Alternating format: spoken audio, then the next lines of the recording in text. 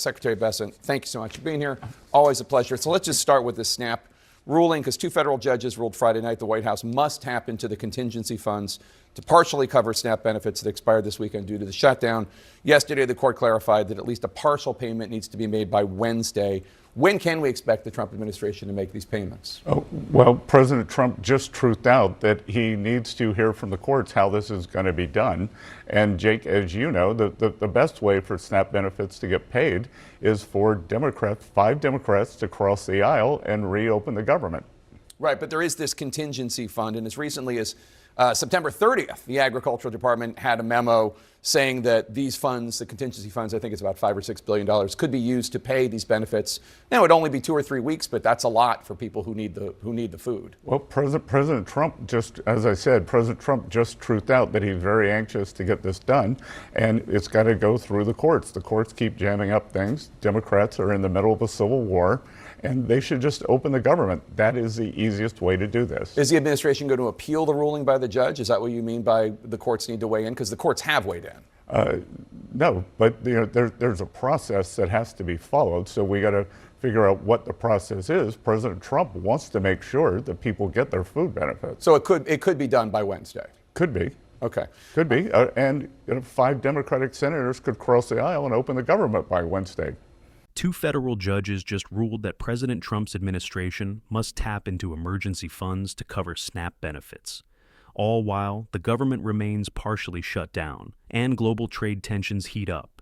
But that's not all. As the U.S. pushes China on rare earth exports and faces criticism from allies and the media, this moment may define America's next economic chapter. Stay locked in. This story reveals the real power moves happening behind the headlines. Turn to trade, because that's been obviously your focus for several weeks. You're just back from China.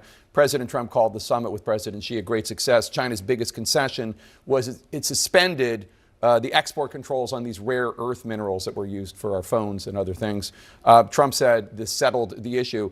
The conservative Wall Street Journal editorial board, however, says the deal mostly restores the status quo that prevailed in May, and that if Mr. Trump wants to deter Chinese mercantilism, he needs a new strategy and more allies. What's your response to their view of this? Well, I couldn't disagree with that more.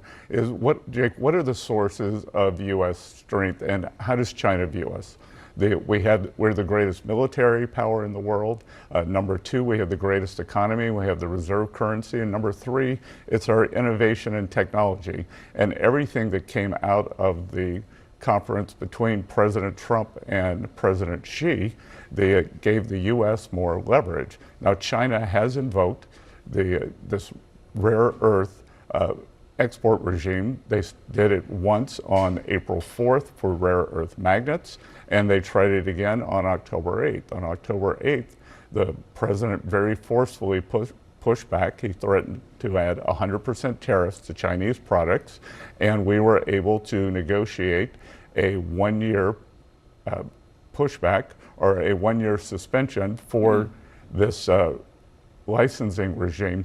And the licensing regime, let me tell you, is for everything that contains rare earths produced in China that has 0.01%. It was completely unworkable. And Jake, it wasn't the U.S. versus China, it's China versus the world. They put it on the whole world, and the whole world pushed back. President Trump, the leader of the free world, they pushed back on behalf of the whole world. So do you disagree with the assessment that all this deal really does is reset things to where they were in May, before a lot of this trade war began? Well, I think it's naive for the Wall Street Journal editorial board, who I call a bunch of grumpy old men, to think that the Chinese weren't going to roll out these rare earth restrictions.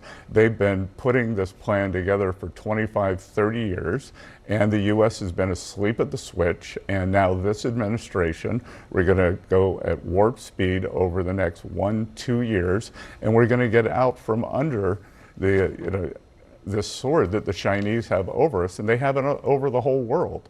And this time, we have rallied the allies, and so it is going to be all the Western democracies, the Asian democracies, and India are also going to join us in this in trying to form our own supply chains. We don't want to decouple from China, but we need to de-risk. They've shown themselves to be an unreliable partner in many areas. What we just saw isn't just a legal update.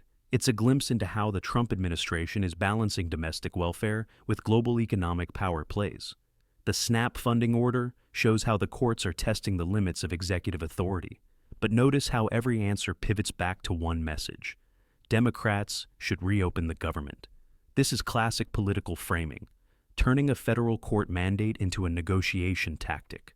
On the trade front, Trump's pushback on China's rare earth restrictions is more than just a tariff story. It's about strategic independence. For decades, the U.S. has depended on China for the materials that power smartphones, EVs, and defense tech. Trump's team wants to break that dependency, fast. And here's what's at stake.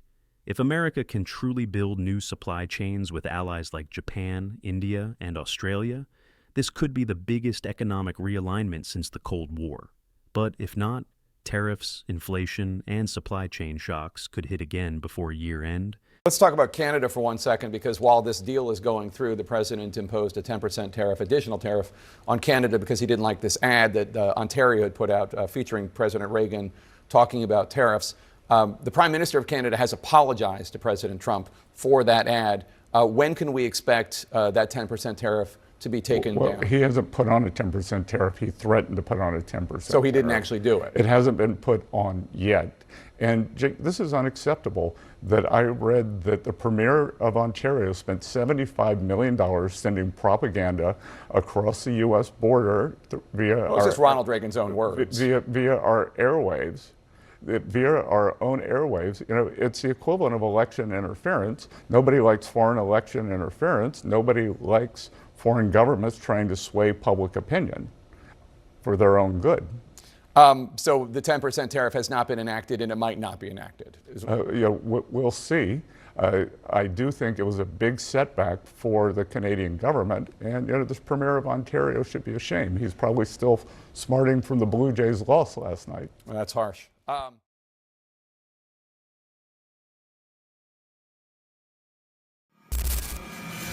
This is the Cryptagon. Stay sharp, stay informed.